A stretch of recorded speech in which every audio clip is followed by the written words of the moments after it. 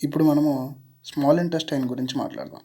So, ఈ small intestine అనేది digestive సిస్టమ్‌లో ద మోస్ట్ ఇంపార్టెంట్ పార్ట్ అనమాట. సో, ఈ స్మాల్ ఇంటెస్టైన్ అనేది ఎక్కడుంటుంది? ఫస్ట్ దాని యొక్క పొజిషన్ గురించి మాట్లాడుకుంటే, ఇది యాలిమెంటరీ కెనాల్‌లో ఉంటుంది. యాలిమెంటరీ కెనాల్‌లో గూడా పైలోరిక్ ఎండ్ అంటే దేని మధ్య ఉంటుందంటే, స్టమక్‌కి, లార్జ్ ఇంటెస్టైన్‌కి మధ్యన ఉంటుంది. ఇంకా స్పెసిఫిక్‌గా మనం మాట్లాడుకుంటే, పైలోరిక్ ఎండ్ ఆఫ్ స్టమక్‌కి అలాగే సీకమ్‌కి మధ్యన ఉంటుంది. పైలోరిక్ ఎండ్ ఆఫ్ స్టమక్ అంటే it is the lowest end of stomach. అలాగే సీకమ్ అంటే the starting part of large intestine. ఈ రెండిటి మధ్యలో ఈ స్మాల్ ఇంటెస్టైన్ అనేది ఉంటుంది. So, parts of small intestine. So, దీని యొక్క పార్ట్స్ వచ్చేసరికి 3 ఉంటాయి. 1 డియోడినం, 2 జిజినం, 3 ఇలియం అంటాం. సో, డియోడినం ఇది వచ్చేసరికి సి షేప్‌లో ఉంటుందన్నమాట. అలాగే ఇది పోస్టీరియర్ అబ్డామినల్ వాల్‌కి అతుక్కొని ఉంటుంది. అలాగే దీనికి ఈ సి షేప్‌లో కొన్ని డక్ట్స్ ఉంటాయి. డక్ట్స్ అంటే ట్యూబ్స్.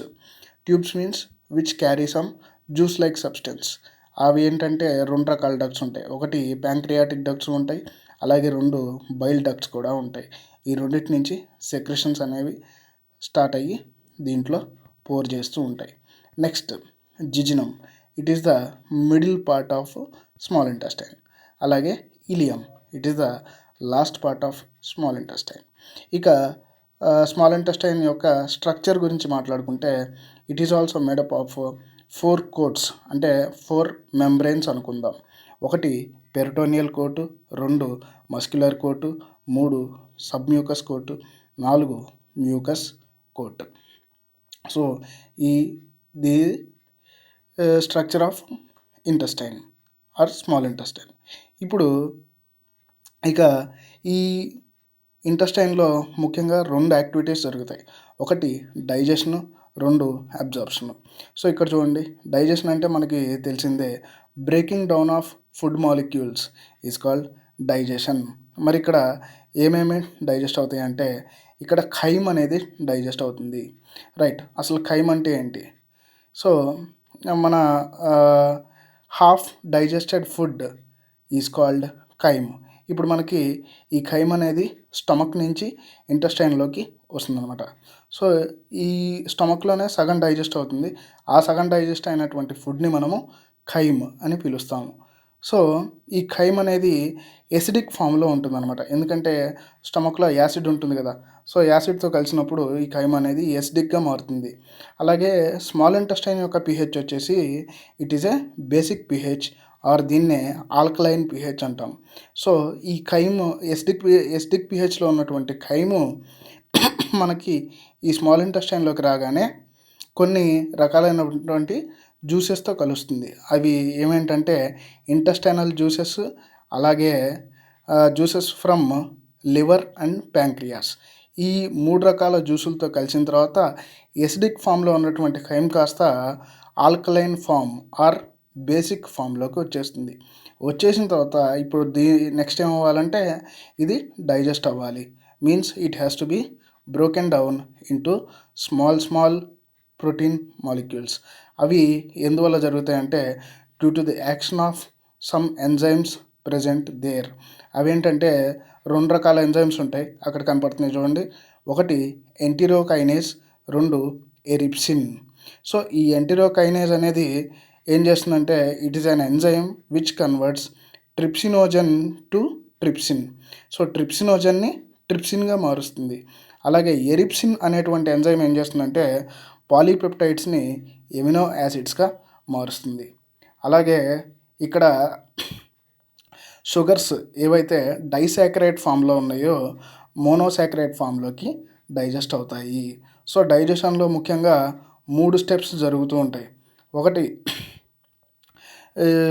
ఖైమ్ అనేది ఎసిడిక్ ఖైమ్ అనేది బేసిక్ ఖైమ్‌లోకి వస్తుంది. అది ఎలాగంటే కొన్ని రకాలైనటువంటి ఇంటెస్టైనల్ జ్యూసెస్‌తో కలవడం వల్ల జరుగుతుంది.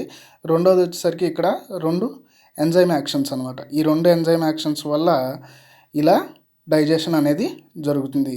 అలాగే మూడోది వచ్చేసి డైసాకరైడ్స్ కాస్త మోనోసాకరైడ్ షుగర్ మాలిక్యూల్స్‌గా మారతాయి.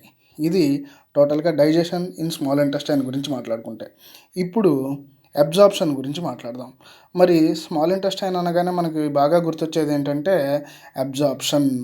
అది ఎందువల్ల అంటే a finger like structures known as విల్లై.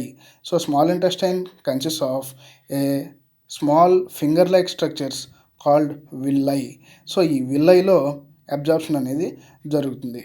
ఇక్కడ అబ్జార్ప్షన్ అనేది వేటి వేటి మధ్య జరుగుతుందంటే 1 కార్బోహైడ్రేట్స్, 2 ప్రోటీన్స్, 3 ఫ్యాట్స్. సో అలాగే ఈ విల్లైలో పార్ట్స్ వచ్చేసరికి 3 ఉంటాయన్నమాట. ఒకటి లాక్టియల్, రెండోది వచ్చేసరికి క్యాపిలరీస్ ఆఫ్ బ్లడ్, మూడోది వచ్చేసరికి లింఫాటిక్ టిష్యూ. సో లాక్టియల్ అంటే ఏం లేదమ్మా, లాక్టియల్లో ఏముంటాయంటే లింఫాటిక్ వెజల్స్ ఉంటాయి. అలాగే రెండోది క్యాపిలరీస్, మూడోది లింఫాటిక్ వెజల్స్. సో ఇక్కడ మనకి అబ్జార్ప్షన్ అంటేనే 3 జరుగుతాయని చెప్పుకున్నాం. ఇక్కడ లాక్టియల్లో వచ్చేసరికి ఫ్యాట్స్ యొక్క అబ్జార్ప్షన్ మాత్రమే జరుగుతుంది. అలాగే క్యాపిలరీస్ అంటే బ్లడ్ క్యాపిలరీస్లో వచ్చేసరికి మిగతా కార్బోహైడ్రేట్స్ యొక్క అబ్జార్ప్షన్ జరుగుతుంది. అలాగే ప్రోటీన్స్ యొక్క అబ్జార్ప్షన్ కూడా జరుగుతుంది.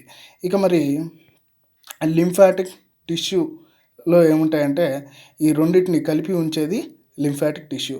Means the lymphatic tissue consist of lacteal and capillaries. This is about the absorption of small intestine or absorption in the small intestine.